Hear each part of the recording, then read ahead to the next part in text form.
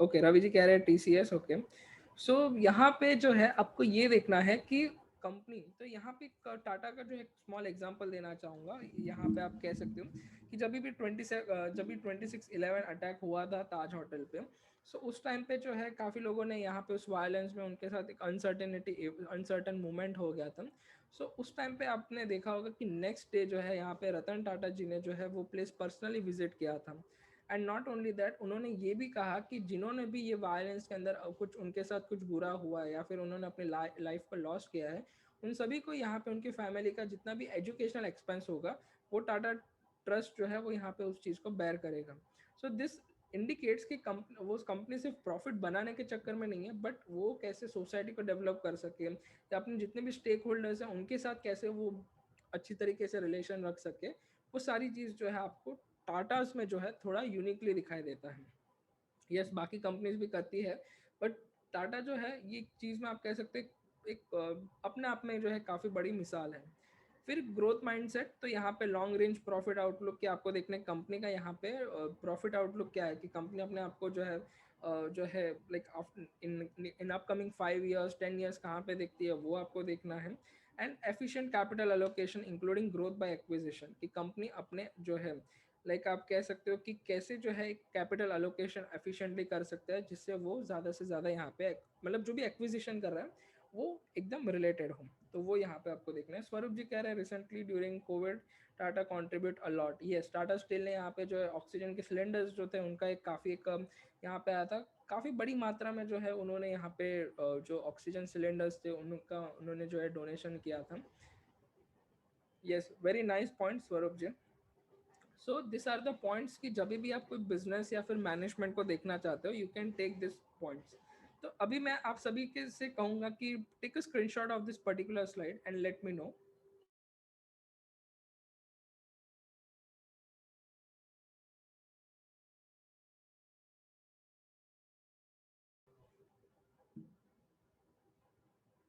Yes, Tata is itself as a legendary. Yes, correct, Bharat ji. I agree with your point. स्वरूप जी कह रहे okay done, very good. सो ये जो था that is quality. So quality जो है वो इन सिंपल वर्ड्स एक डिनोट करती है कि आपको, अगर आप कोई भी कंपनी में आप खुद इन्वेस्ट करना चाहते हो, आप इसको फिल्टर्स की तरह ले सकते हो, क्राइटेरियाज की तरह कि कंपनी क्या क्या यहाँ पे अवेलेबल है, उनका कॉम्पिटेंस कैसा है, इंटीग्रिटी कैसा है, ग्रोथ माइंडसेट कैसा है, बिजनेस के रिलेटेड जो है यहाँ पे पॉइंट वो भी आप देख सकते हो। तो उसके बेस पे आपको फिल्टर आउट करने में जो है थोड़ा सा हेल्प होगा। नाउ नेक्स्ट चीज यहाँ पे दैट इज ग्री G G stand for growth. अभी आप मुझे कह सकते हो, आप में से कोई भी मुझे बता सकते हो what is a growth basically. अगर मैं ग्रोथ ये शब्द कहता हूँ, ग्रोथ से आपको क्या समझ में आता है, what is a growth?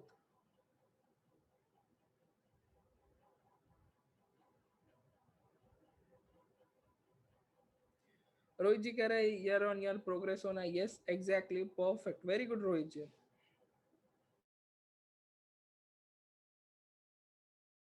Income asset की बढ़ोतरी होना। Yes correct answer Vishal ji. Ravi ji कह रहे हैं ladder to succession. Yes, success की सीढ़ियाँ आप कह सकते हो। Very good Ravi ji. रोहित जी कह रहे हैं सेल्स प्रॉफिट ग्रोथ होना चाहिए। स्वरूप जी कह रहे हैं up trend of a company ना ईयर बेसिस। पल्लवी जी कह रहे हैं long run of a company with the profit. Yes very good Pallavi ji, Swaroop ji, Rohit जी।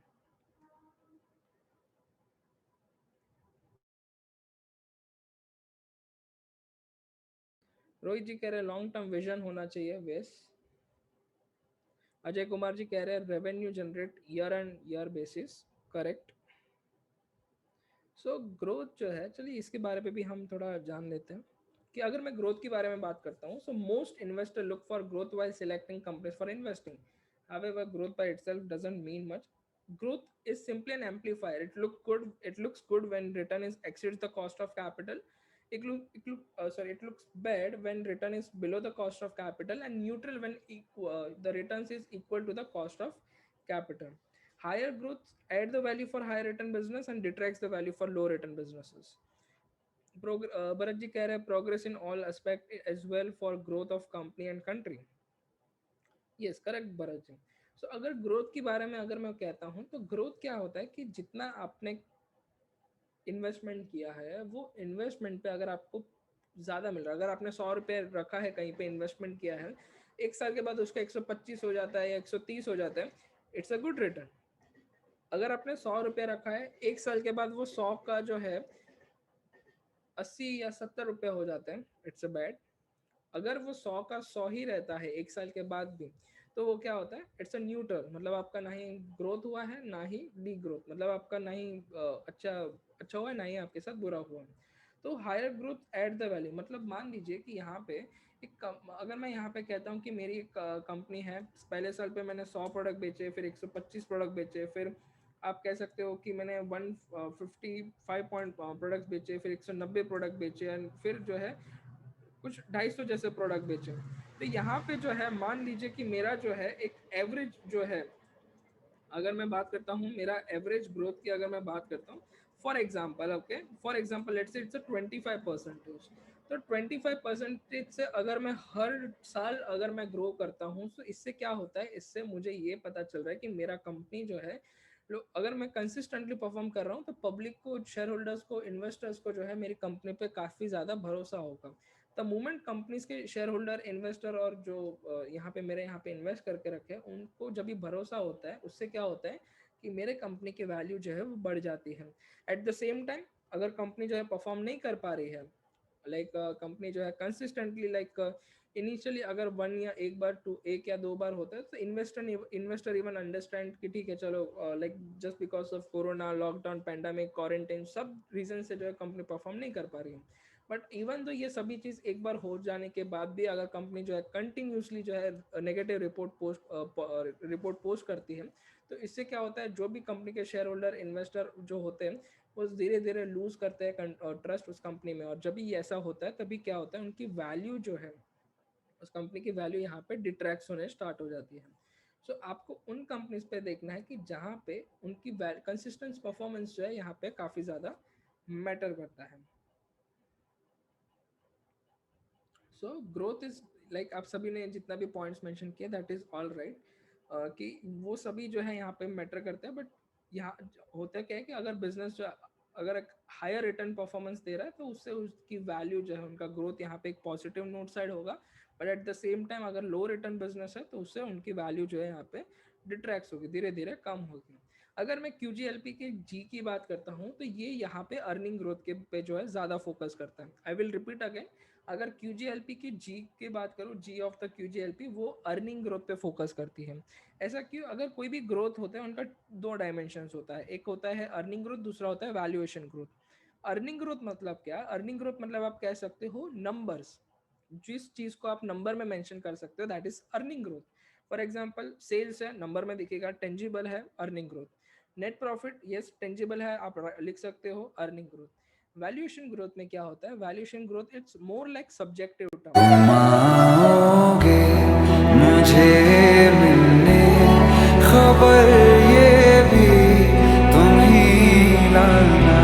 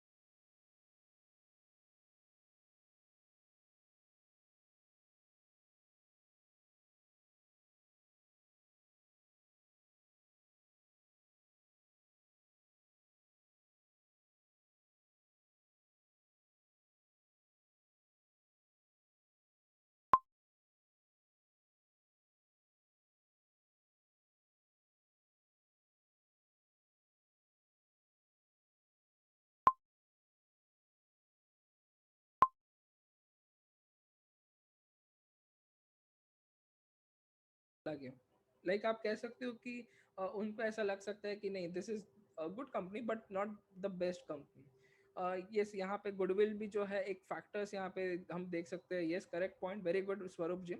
सो ये वैल्यूएशन के टाइम जो होता है वो सब्जेक्टिव हो जाता है।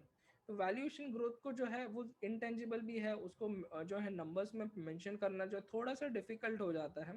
तो ऐसे टाइम पे जो है यहाँ पे हमें फोकस करना चाहिए the thing which is tangible. Yes correct Bharat ji की HUL okay, HUL Marico okay. तो यहाँ पे आपको जो है ऐसी चीज़ों पे फोकस करना है जो टेंजिबल हो।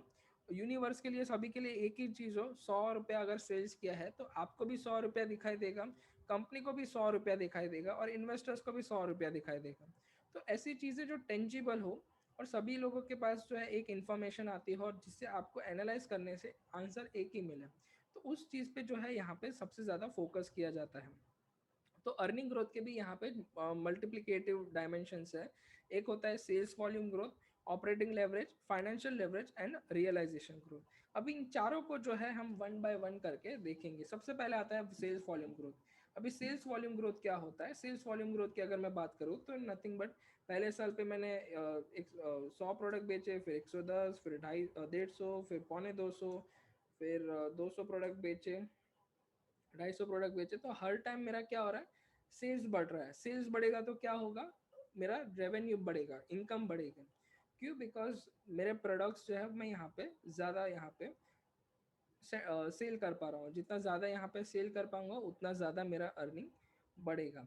सेकेंड चीज़ यहाँ पे आता है दैट इज ऑपरेटिंग लेवरेज। अभी ऑपरेटिंग लेवरेज क्या होता है? Yes, anyone knows what is the operating leverage?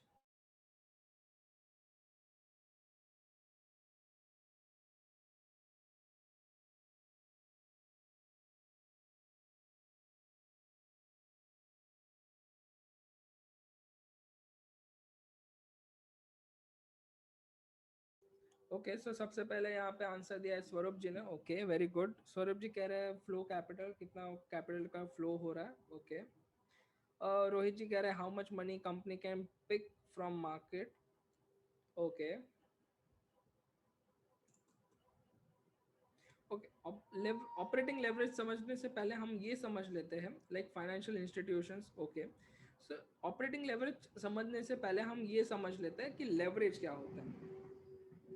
Okay leverage का सिंपली मतलब ये होता है कि कम इनपुट में ज़्यादा आउटपुट मिलना, या सेम इनपुट में आपको ज़्यादा आउटपुट मिलता है, that is known as the leverage. I will repeat again. Leverage का मतलब ये होता है कि जितना आप कम इनपुट लेते हो उस पर अगर कम इनपुट में आपको ज़्यादा से ज़्यादा आउटपुट मिले, that is known as the leverage. या सेम इनपुट पे आपको ज़्यादा आपको आउटपुट मिले, उसे हम लेवरेज कहते हैं।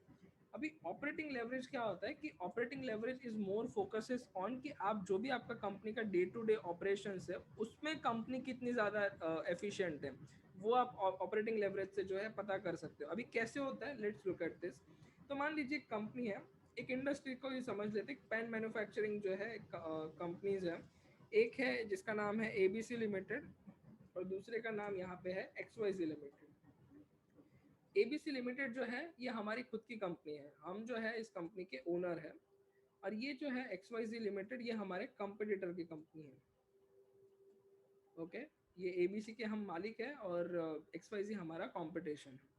तो जब भी बात आती है लाइक इनपुट की, इनपुट मतलब अगर हम बात करें कि यहाँ पे जो रॉ मटेरियल का कंजम्पशन हुआ, या फिर आप कह लीजिए कि यहाँ पे प्लांट एंड मशीनरी का जो इस्तेमाल हुआ, तो ये सारी चीज़ों को अगर हम देखते हैं तो इन सभी का जो है एबीसी लिमिटेड मतलब हमारी कंपनी ने और एक्सवाईजी ने यहाँ पे लेट्स अज्यूम सेम जो है इस्तेमाल किया।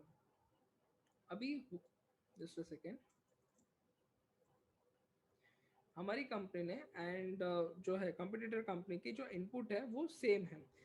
फॉर एग्जांपल अभी मान लीजिए जब ये बात आती है आउटपुट की, वो जो भी raw material and plant and machinery का हमने कंजम्पशन किया उससे हमने जो है यहाँ पे 1 लाख यूनिट्स ऑफ पेन हमने क्रिएट किए, जबकि हमारे कॉम्पिटिटर ने यहाँ पे जो आउटपुट जो था उनका दैट वाज 90,000 यूनिट्स। अभी आप मुझे ये बताइए कि आपके हिसाब से दोनों में से कौन सी कंपनी बेटर है अपने ऑपरेशंस में, मतलब कौन सी कंपनी अपने ऑपरेशंस में ज़्यादा एफिशिएंट है, एबीसी लिमिटेड या एक्सवाईजी लिमिटेड?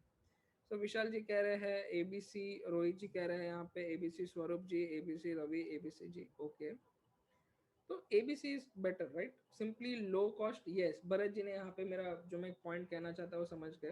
तो यहाँ पे मान लीजिए कि yes, correct answer Pallavi ji, very good.